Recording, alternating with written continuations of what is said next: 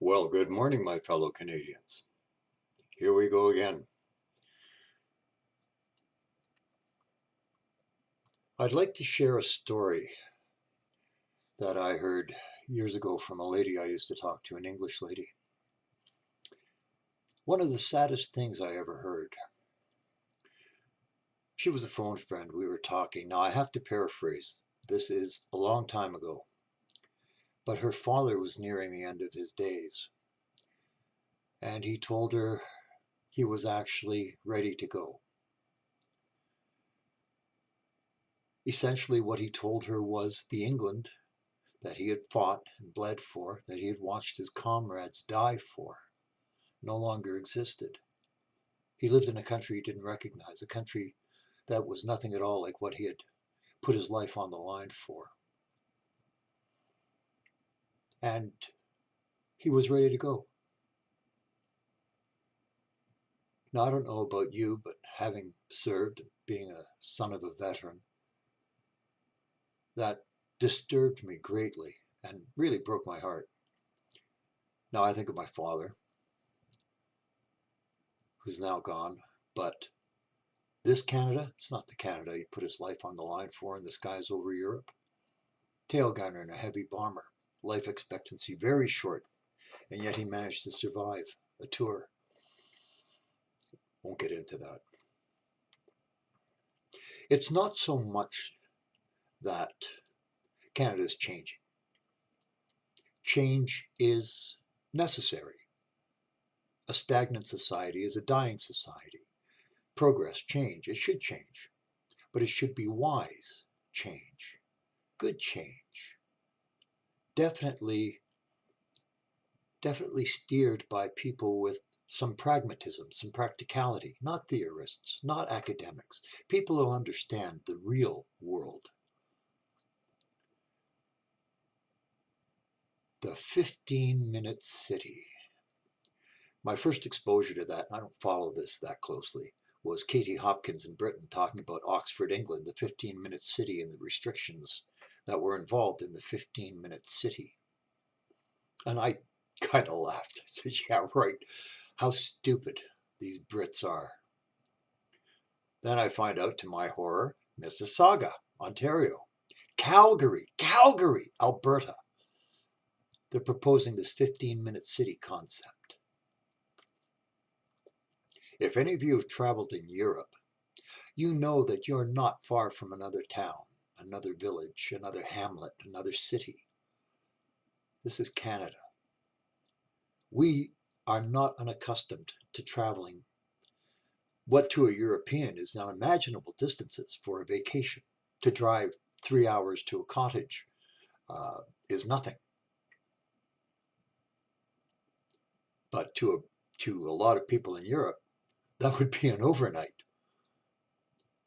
You know, to drive an hour and a half to a beach and then drive back the same day, that's unimaginable to them. When a lady put out a very good thing about the Mississauga 15-minute city, it's not over the 15-minute city. It's the other restrictions. No more gas vehicles, all electric. You are going to be forced to go solar as an addendum to your power needs. Now they're going to give you an incentive, but people who can barely afford to hang on to things now, as we are going to be forced to install solar panels, to use more so-called green energy. What happened to the Charter of Rights and Freedoms? And anybody who hasn't followed this, you are restricted to your area.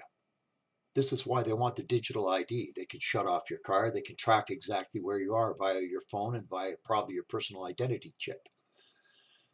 You will be allowed 100 trips per year outside of your zone. Anything over that is going to be $56 each way.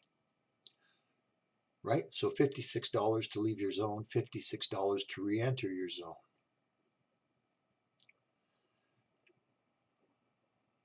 I look at this and I'd like to read you something. This is in my Canadian passport.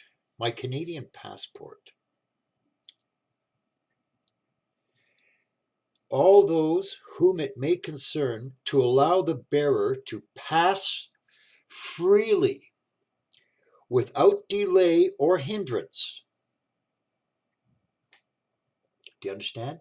According to this, I am allowed to pass freely without delay or hindrance within my nation. So, which is it? You're going to tell me where I can't go, or how often I can leave my little ghetto? A resounding "go screw yourself," and that's as polite as I can phrase it. That's not what I wore the uniform for. That's not what my brother wore the uniform for. That's not what my father and my uncles fought for. That's not the Canada that I swore to serve and protect. It's bad enough that they're bringing up this. What I find obscene to me is the unseemly haste that these morons have to take these freedoms that were so hard won, paid for in blood, to give away your freedom and your rights to a government and say, here you go, screw me.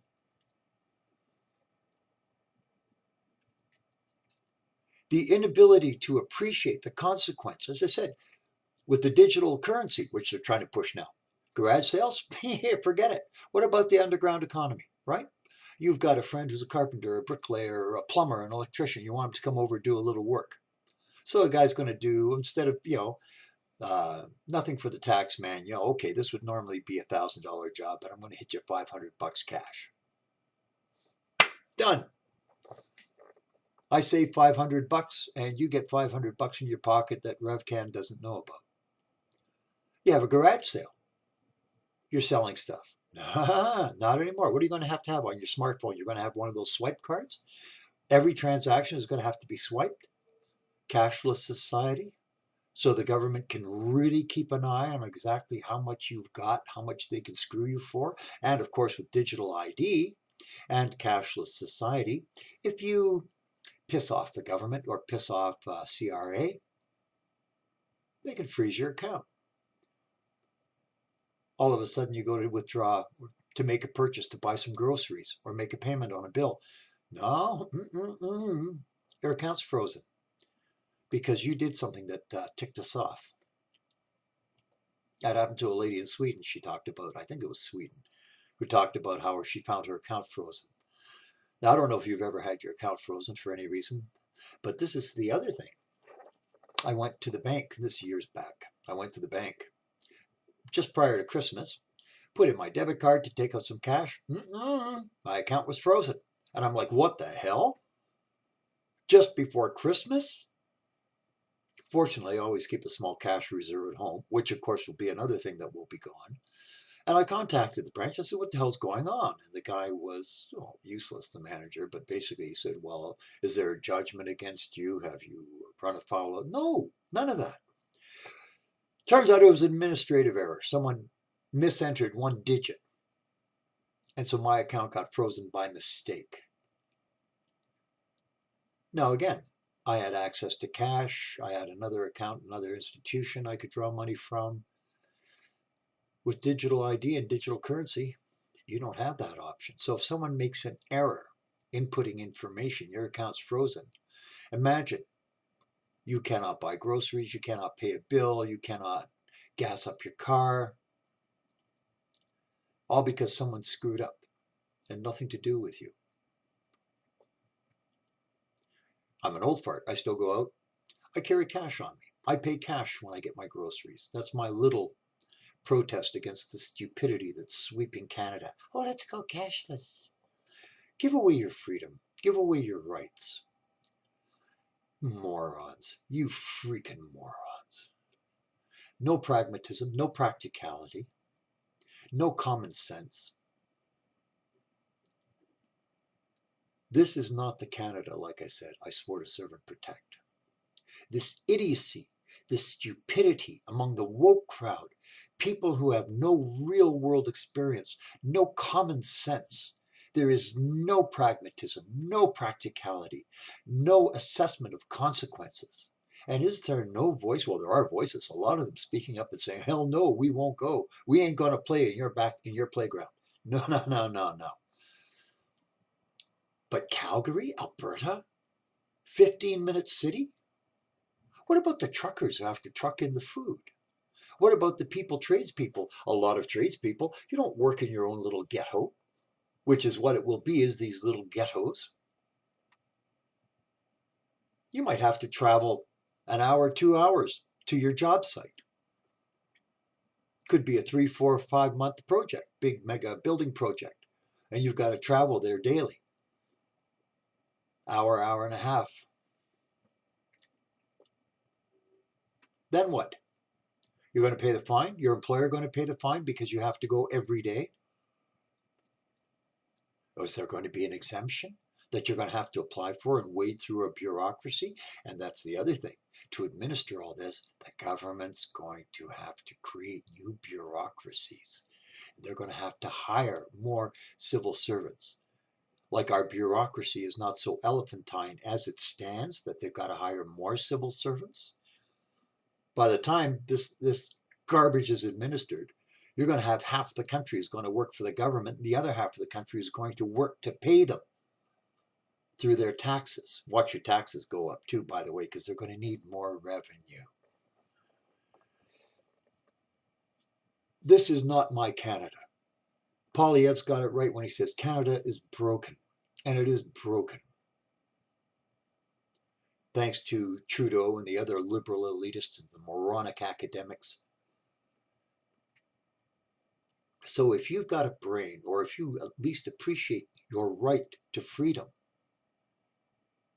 right to your MP, right to your MPP, right to your alderman, your city people, right to everybody, and say, take your 15-minute city, shove it up your ass.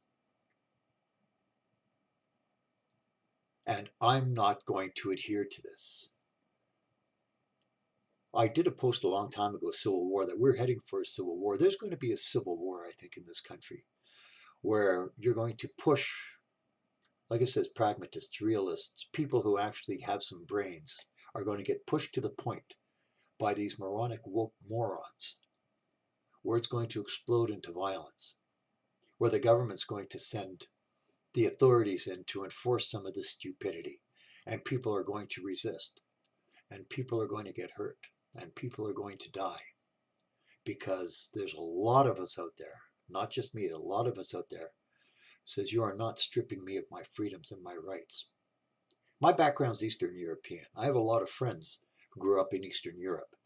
And if you've studied history like I have, and you realize the steps that totalitarian regimes take to become totalitarian and repressive regimes, and you see that happening now in Canada. In Canada. People like me understand the dangers and the horrors of totalitarianism. And yet there are people here who are supposed to be educated and supposed to be intelligent, like I said, just handing away their freedom. They've dressed it up as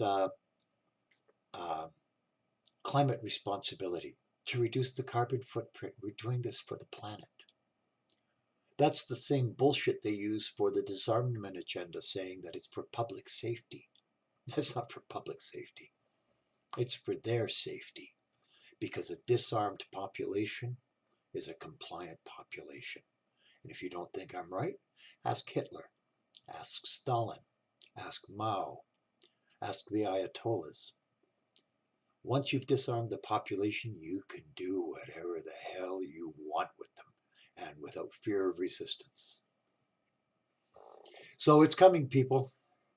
Unless you get smart and vote in somebody with a brain, and somebody who does truly love this country and wishes to do something solid for this country and get us back on track,